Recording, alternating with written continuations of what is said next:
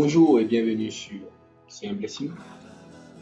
Aujourd'hui, le tutoriel que je vais vous montrer est en rapport avec Python.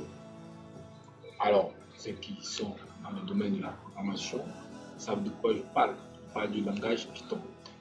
Alors, donc en premier lieu, nous allons télécharger Python sur Windows et ensuite installer Python sous Windows, parce que moi-même j'utilise Windows. Alors, donc sans plus tarder, nous nous rendons sur Google, nous recherchons Python 3, voilà, c'est la dernière version.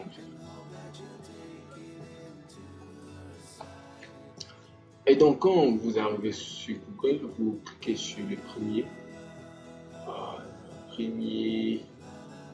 vous écrit télécharger Python, voilà, ici c'est en anglais, download Python.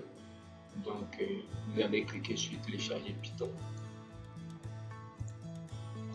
En fait, Python est un langage de programmation vecteur qui est vraiment très simple à comprendre et facile à apprendre pour ceux-là même qui n'ont même pas une seule expérience en programmation.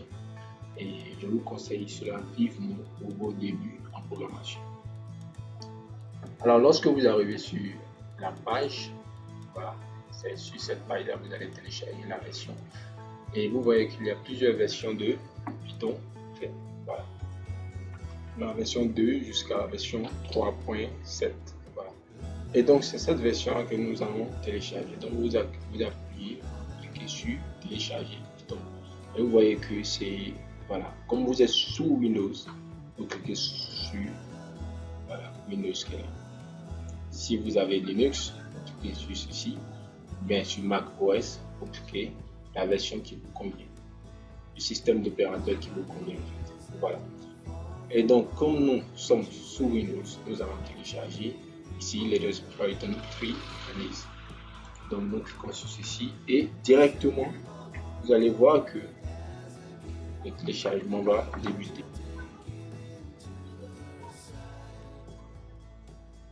Alors, vous voyez que nous avons ici Python 3 qui est en train de télécharger. Et donc, comme je l'ai déjà, voilà, il ne va pas télécharger encore une seconde fois. Donc, la seconde phase, c'est l'installation. Voilà, installer Python sous Windows. Et tout ce que vous avez à faire, c'est de cliquer sur l'exécutable qui est là.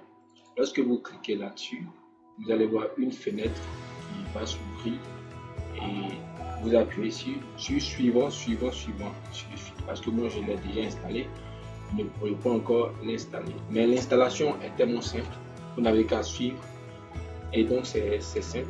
Donc je vais m'arrêter là aujourd'hui et je vous dis à très bientôt dans le prochain tutoriel.